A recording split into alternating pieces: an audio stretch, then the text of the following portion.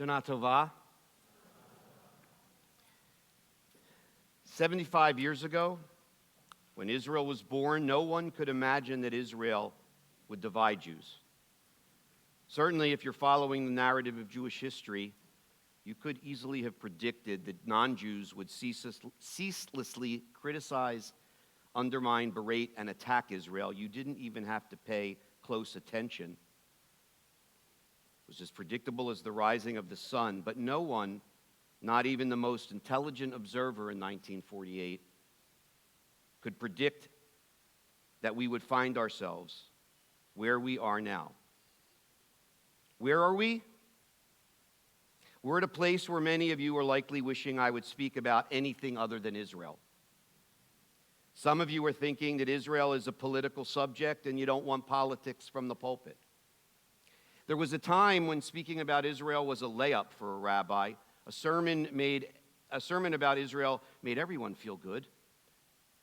That time has passed. We're at a place where many Jews don't want to travel to Israel for ideological reasons. A moment in which Jews are reconsidering their support for Israel, not only in terms of traveling to Israel, but also in terms of giving to Israel. I know in speaking with some of my colleagues, they feel Israel is so radioactive that they simply don't talk about it, and certainly not from the Bima. However, I believe that part of my responsibility as a rabbi, as the senior rabbi giving a sermon on the holy days, is to address the most important Jewish issues of the day. And at this moment, at this day, on this Yom Kippur, there is no more important Jewish issue than Israel. And to ignore the crisis in Israel at this moment, for me, would be a dereliction of duty. I ask that you listen with an open mind. I remember with great clarity, as I'm sure so many of you do as well, going to synagogue on the Yom Kippur War. The fate of Israel was literally teetering. That morning, the Jewish world didn't know the answer to this question. Would there be an Israel or not? Would Israel be overrun by its enemies or not? The Jewish world was holding its collective breath that day. It didn't matter if you were a Jew who knew Torah or had never set foot in the synagogue. You could be a Jew with no connection whatsoever to Judaism or the Jewish community. You were holding your breath. It was a different time.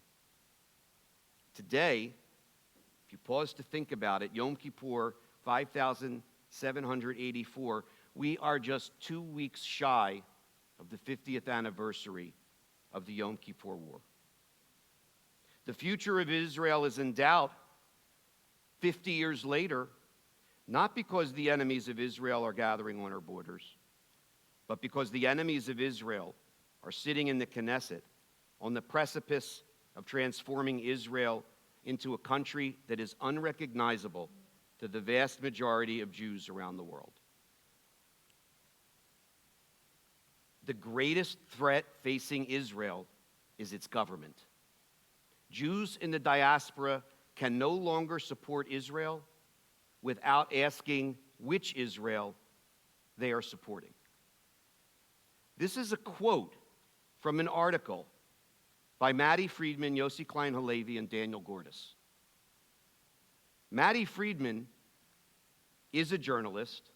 He previously worked for the Associated Press, and he, while working for the Associated Press, wrote a now viral essay about the AP's bias against Israel.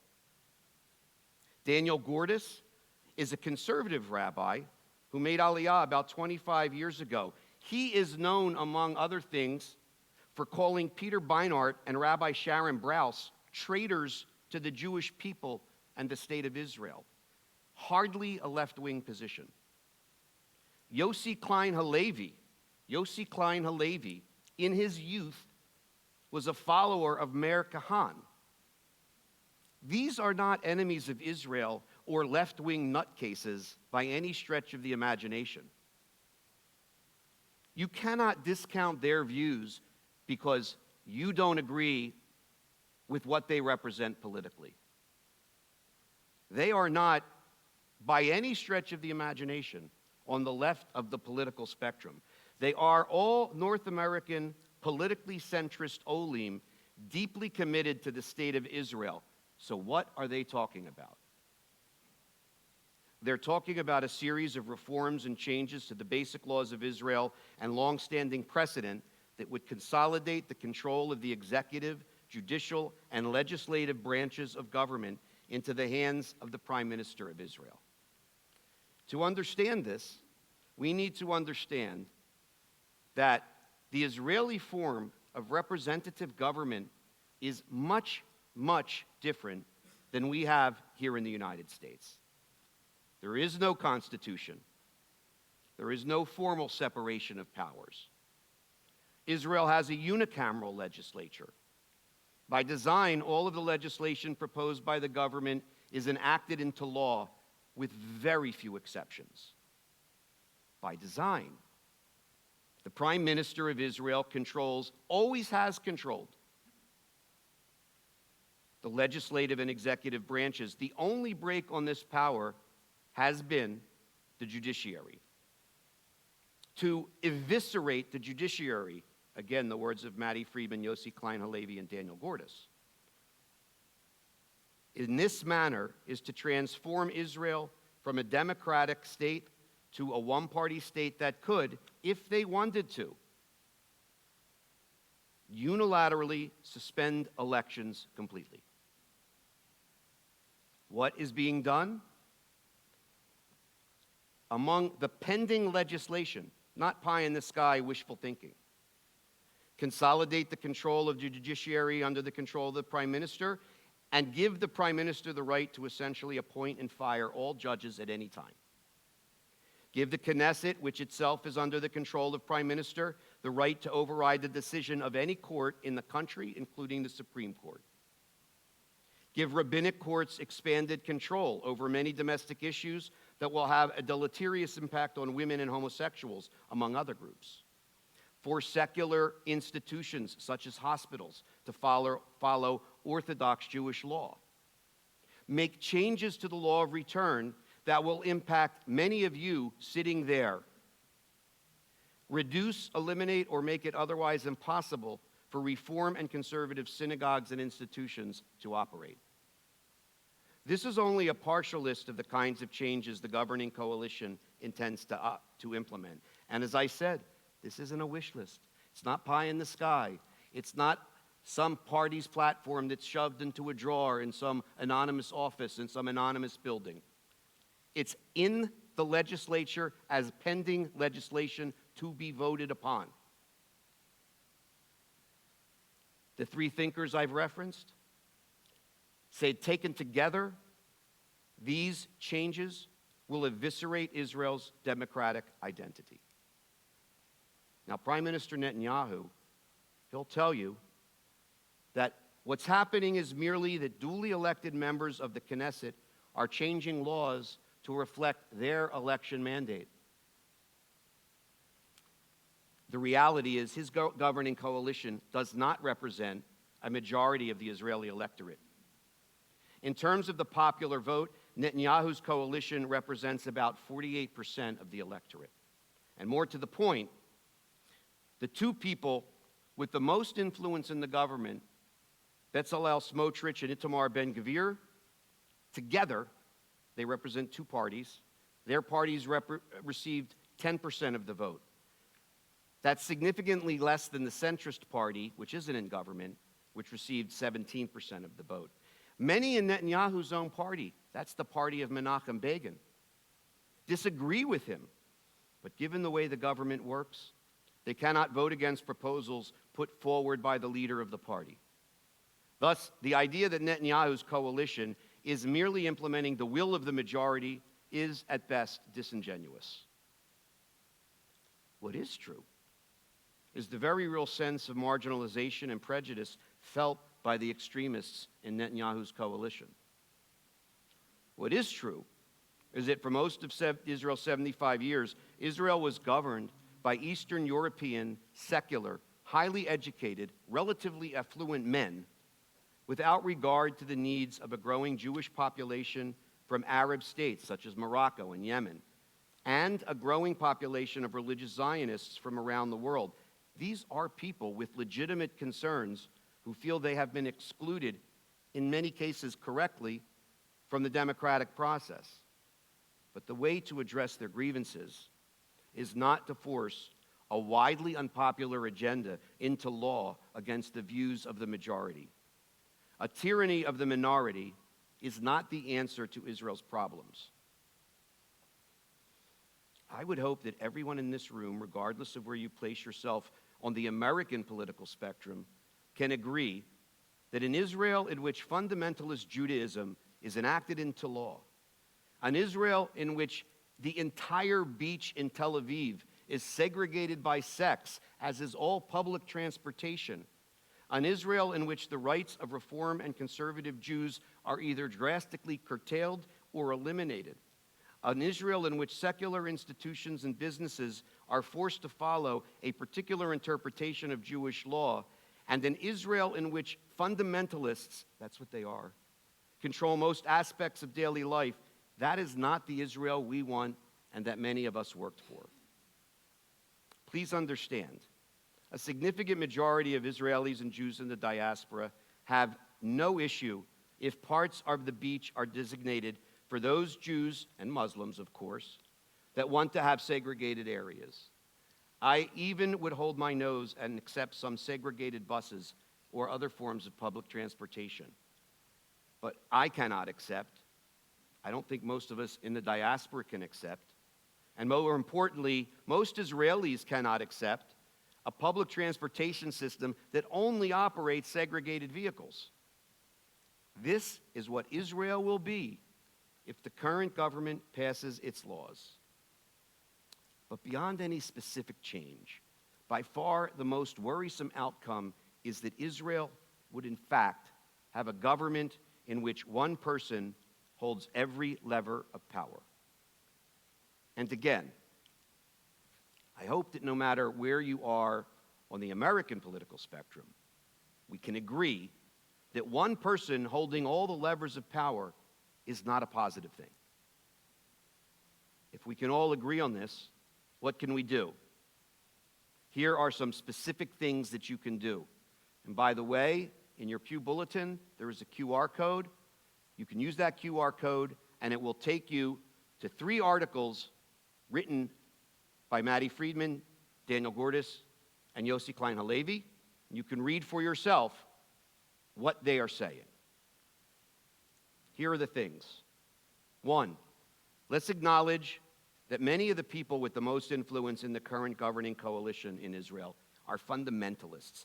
We like to call Jewish fundamentalists Orthodox Jews or ultra-Orthodox Jews, but they aren't. They aren't Orthodox Jews. They are many, many, many deeply committed Orthodox Jews who practice a version of Judaism that we don't. They're people of goodwill, people you can have conversations with. But those people aren't Aryeh Deri, Bezalel Smotrich, and Itamar Ben-Gvir. They're fundamentalists. They're fundamentalists who want everyone in Israel to hew to their version of Judaism. The difference between a fundamentalist and every other Jew is that a fundamentalist is not content to practice Judaism as he sees fit. Rather, he insists that every other Jew practice that same form of Judaism. And when we call people like Bezalel Smotrich an Orthodox Jew, we impugn Orthodox Jewry. Number 2, if you are a contributor to the Jewish Federation of Greater Los Angeles, let the leadership of the Federation here know that you're not merely unhappy with the way things are going in Israel, but that you expect the Federation and the Jewish Agency of North America to do everything in its power to stop it. Federations around the country largely oppose these changes and behind the scenes have pushed back. But this is not the time. This is not the time or the issue for backroom lobbying. Since its founding, many in the diaspora and Jewish communities have taken the position that the policies of an Israeli government are the business of the citizens of Israel. I have never accepted that position for reasons I've delineated in other sermons. But does that position now make any sense if those very policies will lead to the destruction of Israel? Number 3, give money to Jewish organizations that fight these changes. In the e-news tomorrow, and again in the QR code in your bulletin, there is a link to the Israeli Religious Action Center, IRAC, as it is commonly known, is our organization that fights against these things. It belongs to the Reform movement. Number 4, visit Israel. Israelis and the Israeli government need to see progressive Jews traveling to Israel. Don't say, I don't agree with them, I'm not going. Go. I realize that all of us have limited vacation time and limited resources, and going to Israel with your discretionary time and money may not be at the top of your list. But the more you see and learn on the ground, the more informed you will be. And I ask you stay tuned for the announcement of the next Temple Judea trip to Israel for adults. But there's one other thing that you must do. You must continue to support Israel. Last week, I spoke of our obligation to be Jewish. Supporting Israel is part of that obligation. I made the point last week that the obligation of being a Jew and being Jewish has nothing to do with whether or not you understand everything about being Jewish or agree with everything about being Jewish. No, being Jewish is about an obligation that transcends you and me and this generation. And supporting Israel is part of that obligation. I support Israel unequivocally. Over the past decades, I have supported Israel whether I have agreed with a particular Israeli government or not. I have never subscribed to the idea that we can't criticize Israel. But regardless of how I felt about this policy or this prime minister or that prime minister, I have never, ever stopped traveling to Israel, giving money to Israel, spending time in Israel, teaching my children about the importance of Israel, and supporting them in their own Israel visits, and taking great pride that all 3 of my children have close and enduring relationships with the state of Israel. As a rabbi and as a Jew, I consider support for Israel a sine qua non of belonging to the Jewish people, and my love for Israel is independent of my support for a specific prime minister or government or policy.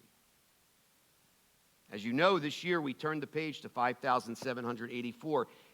Of those 5,784 years, Israel has existed for only 75 years. It is true that we have existed as a people for thousands of years without Israel. But I want to be clear, in 2023, if the government of Israel continues on this path, Israel as we know it will cease to exist. I say this not as hyperbole, but as an assessment, as repeating to you the assessment of most people close to the situation. And here is the kicker.